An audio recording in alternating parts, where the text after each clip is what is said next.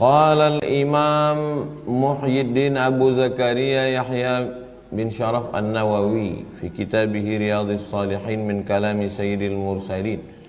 Imam Nawawi berkata dalam kitab Riyadhus Shalihin min kalami Sayyidil Mursalin, nafa'anallahu bi'ulumihi fid dharaini, mudah-mudahan ilmunya bermanfaat untuk kita dunia akhirat. Amin ya rabbal alamin. Bihi wa ilaihi, dengan sanadnya.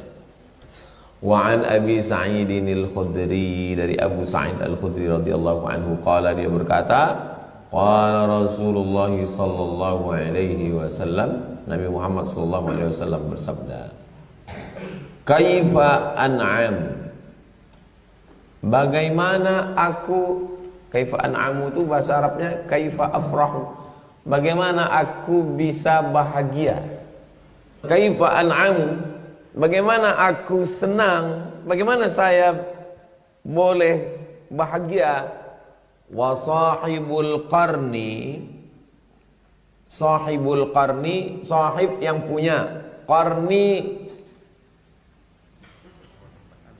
apa yang diletakkan di kepala, di atas tanduk, qarni tanduk. Sahibul qarni, yang punya tanduk. Bukan yang dimaksud itu sahibul qarni punya tanduk, ini dia bertanduk, enggak. Maksudnya yang menghembus tanduk, yang meniup tanduk. Dulu kalau mau perang, cara memanggilnya ditiup tanduk. Yang menghembus tanduk ini dua. Yang pertama orang yang mengajak perang, yang kedua tukang bekam. Membekam itu dulu belum ada alat, maka tanduk itu ditempel kepala, ditarik supaya naik kulit itu ke atas. Jadi yang dimaksud sahibul qarni dalam hadis ini, yang punya tanduk, maksudnya malaikat Israfil.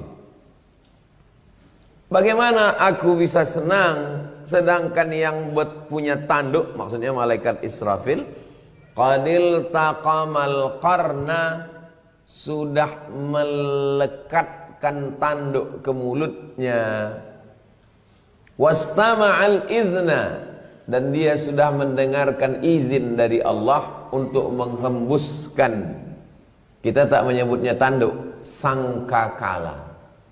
Kalau dihembuskannya sangkakala itu, sekali hembus mati kita semua. Sekali hembus lagi hidup kita semua. Innama amruhu iza arada syai'an ayyakula lahu kun. Bagaimana saya bisa senang, kata Nabi, sedangkan malaikat Israel sudah meletakkan sangkakala ke mulutnya dan dia sudah dapat izin dari Allah untuk menghembusnya. Mata yu'maru bin nafkhi, tinggal menunggu perintah untuk menghembuskan. Nafkhi artinya menghembus. Fayanfuhu, kalau Allah sudah memerintahkan hembuskan, kata Allah, maka dihembuskannya lah, maka matilah semua yang ada di dunia ini. Kullu man 'alaiha fan, semua yang ada di dunia ini fan, binasa, hancur, mati. Apakah dengan suara orang bisa mati? Itu dulu menjadi problem, masalah. Mana ada orang bisa mati karena suara? Dulu orang tak percaya. Saya tak percaya orang bisa mati karena suara. Akhirnya keluarlah pesawat terbang namanya Concorde.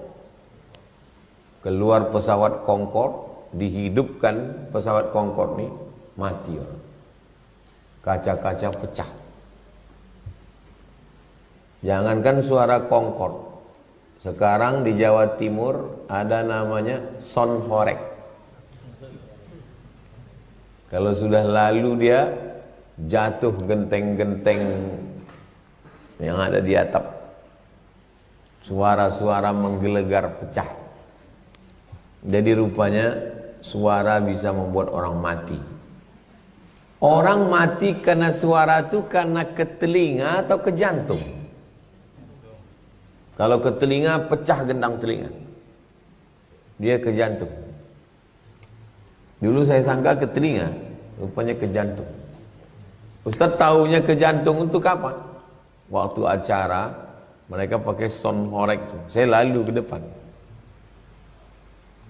Ini pentas, saya dibawa berjalan lalu. Waktu lalu di depan pentas itu, bum bom, macam putus tangkai jantung. Oh, rupanya orang bisa mati. Nah, jadi orang mau menenangkan hatinya itu dengan mendengar suara yang kuat. Nama lagunya heavy metal, lagu metal, sehingga suara itu menggelegar sampai ke jantung. Akhirnya dia pun happy, saking happynya mati. Kita kebahagiaan kita bukan karena suara, karena suara tiupan sangkakala itu mematikan kita. Kaifa an'amu, bagaimana mungkin saya bisa senang? Wa sahibul qarni, malaikat Israel, qadil taqamal qarna, sudah melekatkan sangkakala di mulutnya. Wastama'al idhna, dia sudah mendengarkan izin dari Allah.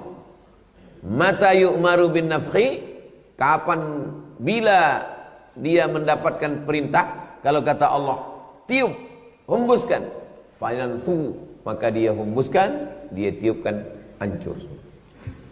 Tinggal menunggu aja. Oh, jadi kalau begini kami tak boleh bahagia. Boleh, tapi jangan terlampau bahagia sampai lupa kepada Allah. Makanya orang beriman kalau dia bahagia, dia sebut Allah. Tengok anak lahir, alhamdulillah. Tengok anak menikah, barakallahu lakum wa baraka alaikum wa jama'a bainakum wa khair. Dipuji orang, masya Allah, tabarakallah. Ada musibah, inna lillahi wa inna. Jangan lupa Allah. Boleh. Jangan, saya tak mau selepas mengkaji ini lalu kita semuanya bersedih. Tak boleh bahagia. Maksudnya tidak boleh terlampau bahagia sampai lupa bahwa kita akan mati, bahwa dunia ini akan kiamat, bahwa saudara kita di Palestina sedang teraniaya.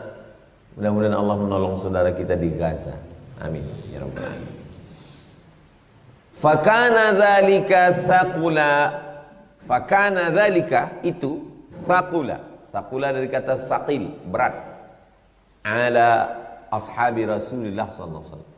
Berat. Cakap Nabi ini berat bagi sahabat Nabi sallallahu alaihi wasallam.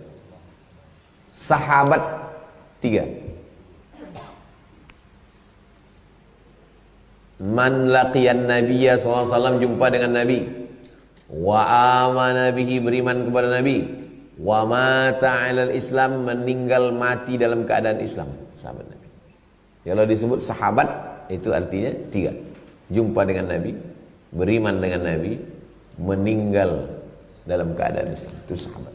Walaupun hidup sezaman dengan Nabi, kalau tak jumpa dengan Nabi tak disebut sahabat. Contohnya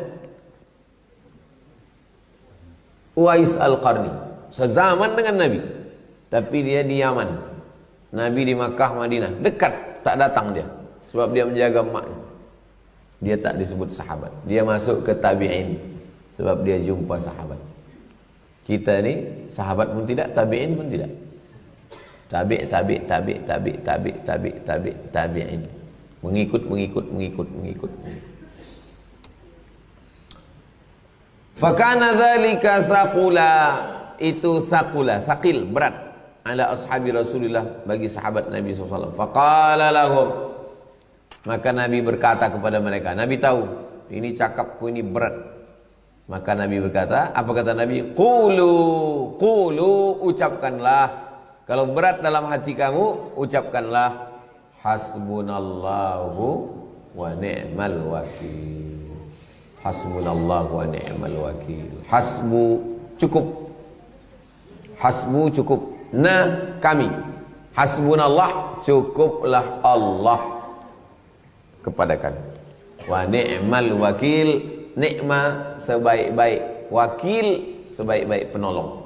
Cukuplah Allah sebaik-baik penolong. Hasbunallah wa ni'mal wakil. Hasbunallah wa ni'mal wakil. Hasbunallah wa ni'mal wakil. Biasanya ditambah di ujung. Hasbunallah wa ni'mal wakil, ni'mal maula wa ni'man nasir, wala haula wala quwata illa billahil aliyil azim. Bagus. Tapi kalau ada orang baca pendek aja, hasbunallah wa ni'mal wakil. Hasbunallah wa ni'mal wakil. Hasbunallah wa ni'mal wakil. Bagus. Karena dikumpulkan dari beberapa hadis, itulah maka panjang. Hasbunallah wa ni'mal wakil, ni'mal maula wa ni'man nasir, wala haula wala quwata illa billahil aliyil azim. Saya ini susah Pak Ustadz. Saudara tak menolong, kawan tak menolong, jiran tak menolong, siapapun tak menolong. Kata Syekh Muhammad Mutawalli Asy'arawi, kalau engkau sedang susah, satu pun tak ada yang menolong, berarti doa engkau sudah makbul. Hah? Udah makbul. Ya. Kalau engkau sedang susah, kawan lari, jiran lari, sahabat lari, keluarga lari, berarti doa engkau sudah makbul. Doa yang mana? Hasbunallahu wa ni'mal wakil. Karena hasbunallah artinya cukup hanya, patutlah tak ditolong yang lain. Kalau kita sedang susah, kawan lari, sahabat lari, jiran lari, keluarga lari, lalu kemudian Allah ingin menunjukkan bahwa hanya akulah yang menolong engkau. Siapa itu?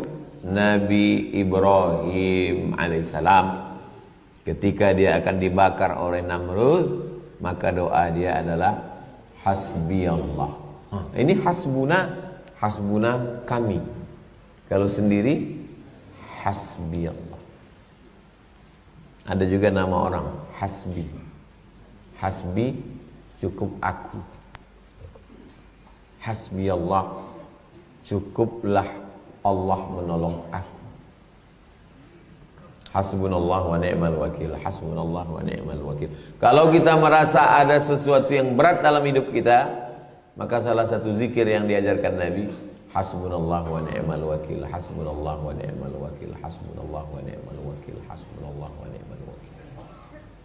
Zikir itu gunanya untuk supaya pikiran kita ini tak kemana-mana. Berpikir tentang anak, berpikir tentang menantu, berpikir tentang cucu, berpikir tentang itu, berpikir tentang ini. Untuk menghentikan pikiran itu, zikir. Hasbunallah wa ni'mal wakil. Hasbunallah wa ni'mal wakil. Hasbunallah wa ni'mal wakil. Tadi kita zikir afdalul zikri fa'lam annahu la ilaha illallah, la ilaha illallah, la ilaha illallah. Saya pikir yang paling jahat di badan kita ini adalah pikiran. Memikirkan yang tak perlu dipikirkan. Makanya banyak orang sakit karena pikir. Makanya orang gila sehat, dan dia tak ada pikiran. Kita tak disuruh gila, kita hanya disuruh jangan memikirkan yang tak perlu dipikirkan. Saya kalau saya pikirkan semua ini udah lama gila saya. Kita hanya pikirkan kita dengan Allah. Kita pikirkan dalam hadis ini bahwa malaikat sudah memegang sangkakala, tinggal menunggu izin. Izin sudah dapat, tinggal menunggu perintah. Kata Allah, tiup, hembus. Hembusnya habis rata kita semua. Makanya sebelum salam tadi, Allahumma inni a'udzubika min azabi jahannam wa min azabil qabri wa min fitnatil mahya wal mamat. Fitnatil mahya, azab waktu hidup. Nah, insyaallah kita termasuk yang diselamatkan Allah, sehingga sebelum ditiupkan sangkakala ini kita udah mati duluan. Orang beriman itu tak mengalami huru hara hari kiamat. Datang angin sejuk, meninggal dia semua. Tinggal yang hidup itu orang-orang yang belum bertaubat, orang-orang kafir. Mereka lah yang merasakan. Kita semuanya mati dalam keadaan husnul khatimah. Rawahu Tirmidzi. Hadis ini disebutkan oleh Imam At-Tirmidzi. Nama dia Abu Isa Ibnu Saurah. Nama kampungnya di Termez. ini Afghanistan, ini Uzbekistan. Antara Afghanistan dengan Uzbekistan di sempadan tuh ada satu kampung namanya Termez. Maka disebut dia dengan Imam Tirmidzi, orang Termez. Murid Imam Al-Bukhari. Kalau Bukhari, Bukhara. Jadi kalau kita naik kapal terbang dari Kuala Lumpur, dari Jakarta, turun di Tashkent. Dari Tashkent kita naik kereta api ke Bukhara. Orang Bukhara ini disebut dengan Bukhari. Bukhari artinya orang Bukhara. Tapi ada pula orang kampung kita Bukhari namanya Pak Bukhari. Padahal orang rimba panjang. Jadi Bukhari bukan nama orang. Bukhari artinya orang Bukhara. Tirmizi artinya orang Termez. Daerah itu tinggal kasih huruf iya di ujung. Nah, itu jadi nama asal daerah. Ada namanya Syekh Abdul Somad Al-Falembani, Palembang. Ada namanya Syekh Abdul Somad Pulau Condong Al-Kalantani, Kelantan. Rawahu Tirmidzi, diriwayatkan oleh Imam At-Tirmidzi. Wa qala, kata Imam Tirmidzi, hadisun hasan. Hadis yang kita kaji subuh ini statusnya adalah hadis hasan. Hadis paling tinggi sahih, di bawah sahih hasan, di bawah hasan dhaif. Sahih dengan hasan tak ada ikhtilaf ulama, sepakat semua ulama. Sahih, hasan layak, pantas dijadikan sebagai dalil hukum. Yang ikhtilaf tuh hadis dhaif. Hadis dhaif untuk fadail amal boleh, untuk motivasi beramal boleh. Adapun untuk dalil hukum halal haram tak bisa. Untuk tauhid tak bisa. Hadis dhaif. Contoh hadis dhaif, Allahumma barik lana fima razaqtana wa qina azabannar. Dhaif. Boleh dibaca waktu mau makan, Allahumma barik lana. Kenapa? Fadail amal, untuk beramal. Awaluhu rahmah, ini tak lama lagi bulan Ramadan. Awaluhu rahmah, awsatuhu maghfirah, akhiruhu itqum minan nar. Hadis dhaif. Boleh, tak salah. Utlubil ilma walau bis-Sin, tuntutlah ilmu walaupun ke negeri Cina. Hadis dhaif. Boleh dipakai untuk fadail, untuk menuntut ilmu. Dulu suruh menuntut ilmu ke negeri Cina, sekarang tak perlu lagi, Cinanya udah ke sini.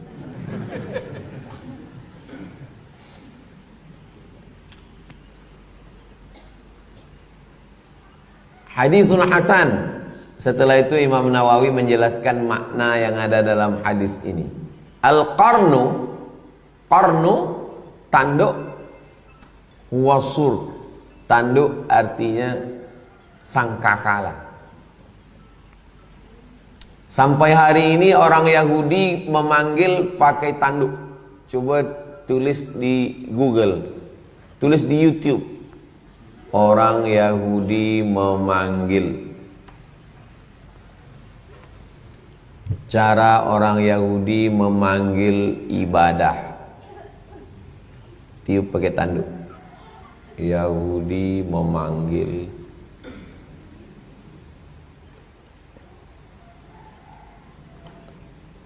Yahudi memanggil pakai tanduk. Yahudi memanggil pakai tanduk.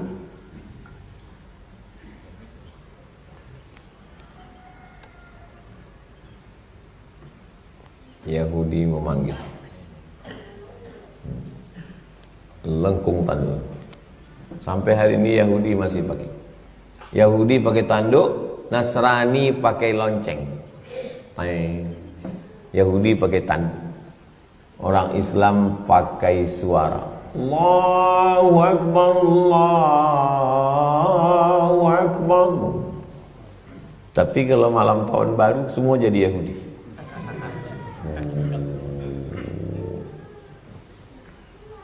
Untuk memanggil. Al-qarnu tanduk adalah asur, Sur adalah sangkakala. Alladzi qala Allah Ta'ala, yang disebutkan Allah dalam Al-Quran, wa nufikha fis sur, dan ditiupkan, dihembuskan sur, sangkakala.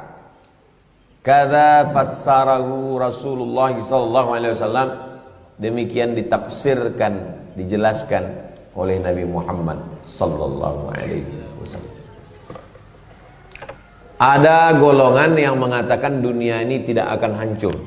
Dunia ini begini terus. Kata dia, alam ini kekal. Itulah yang dibantah oleh Imam Al-Ghazali.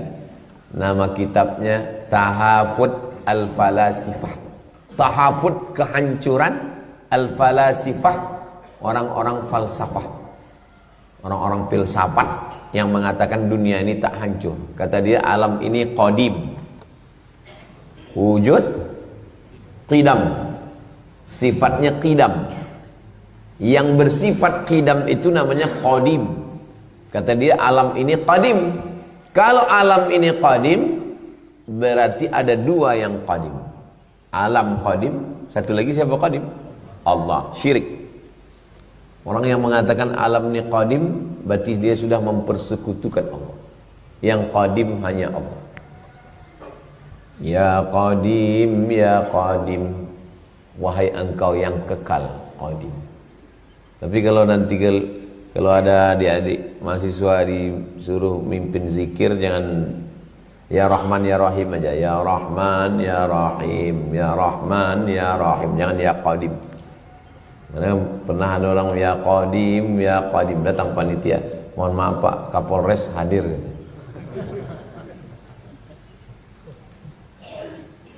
Tak boleh hanya memanggil qadim aja. Qadim artinya kekal, abadi. Alam ini hancur. Mana dalilnya? Kullu man 'alaiha fan. Semua yang ada ini hancur. Wa yabqa wajhu rabbika dzul jalali wal ikram. Yang qadim, yang kekal hanya Allah. Lain daripada itu hancur. Maka termasuk alam ini pun hancur. Ternyata orang-orang yang tidak beragama pun, yang tak Islam pun, yakin bahwa dunia ini akan hancur. Karena kata dia, ini bumi, ada batu meteor. Batu meteor ini berjalan, sudah dihitung kira beberapa tahun lagi nanti dia akan kena ke bumi. Pom, habis. Dulu pernah ada satu meteor menabrak, bertembung dengan bumi, bergoncang bumi, naik air laut, maka mati semua binatang yang besar-besar. Tinggal cerita, itulah dia Jurassic Park. Dinosaurus. Binatang-binatang yang besar habis mati, tinggal yang kecil-kecil.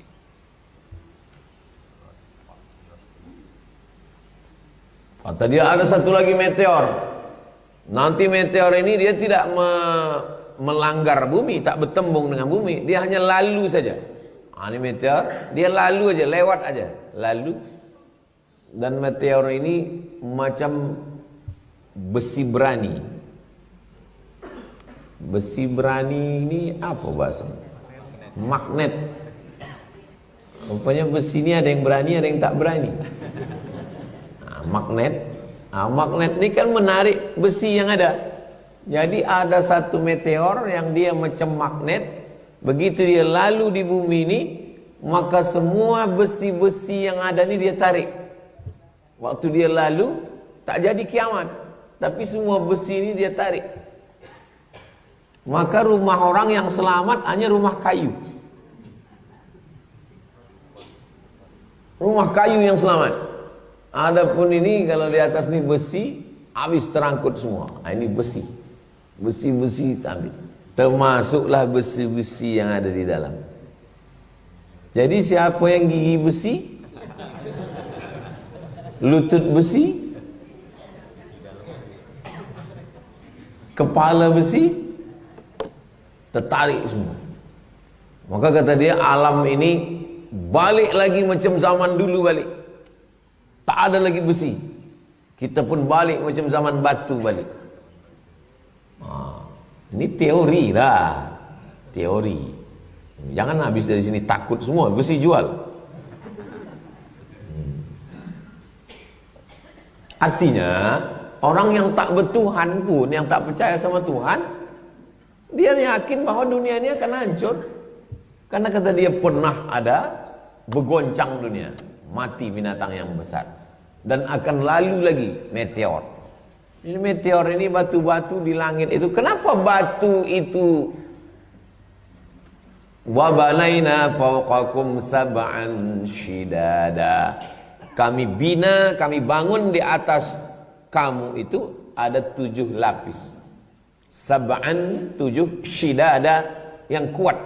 Lapisan 7 yang kuat. Lapisan 7 yang kuat itu lapisan ozon. Lapisan ozon itu tebal, Ustaz. Tebalnya 600 km. 600 km itu sejauh mana? Dari Pekanbaru ke Medan. 600 km. Ini bumi, lapisan ozon 600 km. Jadi kalau datang batu meteor jatuh, ini meteor jatuh, dia jatuh tak sampai ke bumi, cair. Macam es batu masuk ke kuali, meleleh, habis. Meleleh. Macam mana meleleh? Seperti perasaan aku ke kamu. Meleleh. Tapi rupanya saking besarnya meteor ini tak meleleh dia, menghantam bumi. Bagi orang beriman dia tak pikirkan itu. Ini cerita orang yang, saya mau menjelaskan bahwa orang yang tak beriman kepada Tuhan pun, yang tak percaya secara ilmu, dunia ini bisa hancur. Makanya kalau ada orang mengatakan tak mungkin dunia ini hancur, nanti ibu bapak pulang ke Sumatera Barat, tolong bawa yang tak percaya, tunjukkan dia batu-batu Galodo yang jatuh dari atas gunung sana, batu besar, datang 3 ekskavator untuk menggeser dari Padang Panjang yang ada pintu gerbang, viral, tak tergeser. Udah tergeser, udah. Allah Subhanahu wa ta'ala. Orang-orang yang tak percaya bahwa dunia ini akan hancur, tengoklah macam mana dulu air laut datang naik ke gunung. Ini laut naik laut ke gunung. Akhirnya orang pergi ke gunung. Sekarang turun pula dari gunung ke laut. Kami ke Aceh hari Kamis, malam Jumat, pagi Jumat di Banda Aceh, turun ke Sigli, turun ke Aceh Utara, turun ke Langsa, turun ke Biren, turun ke Langsa, turun ke bawah sampai ke Tamiang. Nengok batang-batang kayu naik ke atas. Di depan Masjid Al-Mukhlisin, Darul Mukhlisin penuh bau. Lalu saya di atas jembatan kecil, bau minta ampun. Sampai ke mobil, saya tanya, kamu cium bau tadi? Bau Pak Ustaz. Bau apa? Bau mayat ini. Mungkin tersangkut mayat di bawah. Belum pernah saya seumur-umur ini mencium bau minta ampun. Itu baru hanya kecil saja. Macam mana Allah Ta'ala Maha Kuasa. Idzas sama'un fatarat, langit terbelah, ozon itu terbelah. Wa idzal kawakibun tafarat, planet ini bertembung. Wa idzal biharu fujirat, lautan diletupkan. Wa idzal quburu bu'thirat, semua yang dikubur dibangkitkan. Alimat nafsum ma qaddamat wa akhar. Paling bagus mengkaji tentang hari kiamat nih juz 30. Makanya Syekh Muhammad Abduh memulai tafsir dari juz 30. Karena juz 30 itu cerita tentang kiamat. Amma yas'alun 'anin naba'il. Kadang kiamat ini kalau diceritakan tak terbayang. Tapi kalau ditonton film, dulu kan katanya kiamat mau jadi 2012 kan. Perkiraan suku Maya di Meksiko. Kata dia kiamat 2012, tak jadi. Tak ada yang tahu hari kiamat. Yas'alunaka 'anis sa'ati ayyana mursaha.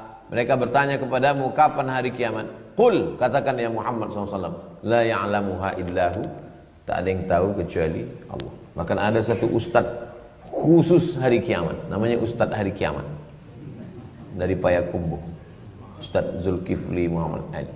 Dia khusus hari kiamat, asal datang dia kiamat Usma.